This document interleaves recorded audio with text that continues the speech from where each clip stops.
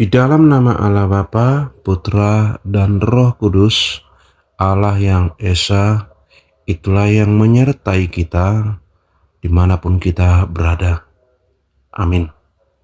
Saudara-saudara, renungan harian pada hari ini, hari Jumat, 31 Juli 2026, tertulis dalam Kisah Para Rasul 10 ayat 34 sampai dengan ayatnya yang 35. Lalu mulailah Petrus berbicara.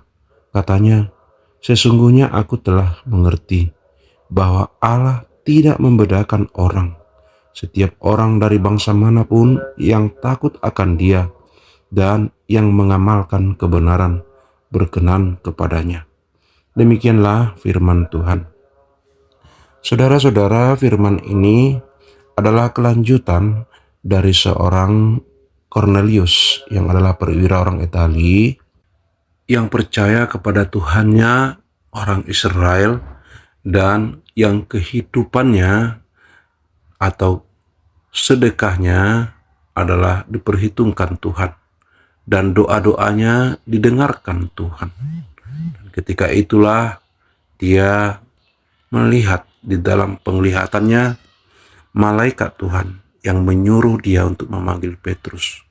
Dan ketika Petrus ada di rumahnya, dia berbicara mengabarkan Injil tentang Yesus kepada semua orang yang ada di rumahnya. Dan ketika dia menceritakan atau mengabarkan Injil itu, dan dia melihat Roh Kudus hinggap kepada semua orang yang ada di rumah itu. Dan ketika itulah Petrus mengatakan firman ini, bahwa sesungguhnya aku telah mengerti bahwa Allah tidak membedakan orang. Setiap orang dari bangsa manapun yang takut akan Dia dan yang mengamalkan kebenaran berkenan kepadanya. Karena semua orang dalam rumah itu bukan orang Israel.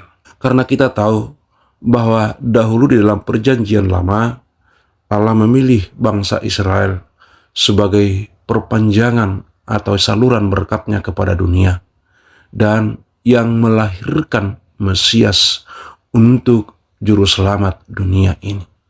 Tetapi pada saat ini ketika Yesus telah berkarya di dalam dunia dan Dia telah naik ke surga, maka kasih karunia itu dinyatakan kepada seluruh bangsa. Yang artinya Allah tidak memandang suku bangsa, warna kulit, jabatan, atau status sosial, tetapi Ia melihat hati yang takut akan Dia dan hidup dalam kebenaran, seperti Cornelius itu.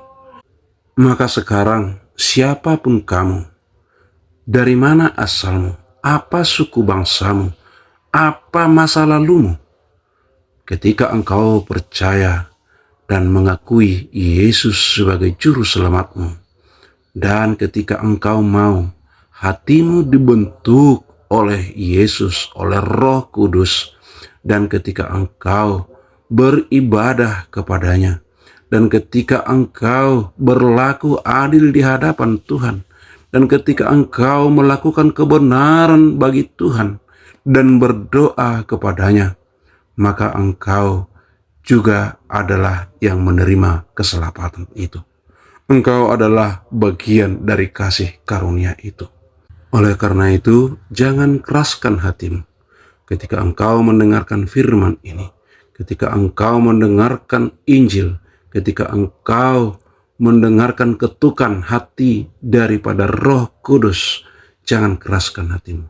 Terimalah dan percayalah kepada Yesus. Dia yang sanggup mengubah hidupmu dari yang gelap menjadi yang terang. Oleh karena itu, saudara-saudara, engkau adalah bagian dari karya penyelamatan Yesus Kristus dalam kehidupanmu. Amin. Kita berdoa. Terima kasih Tuhan atas firman-Mu hari ini, yang menguatkan kami kembali, supaya kami mengingat bahwa kami adalah bagian dari keselamatan yang Tuhan bawakan kepada kami.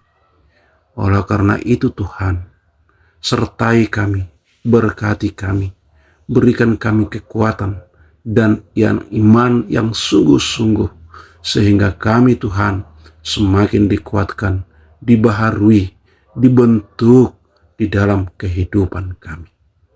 Anugerah Tuhan kita Yesus Kristus dan kasih setia Allah Bapa dan persekutuan Roh Kudus, itulah yang menyertai kita sampai selama-lamanya.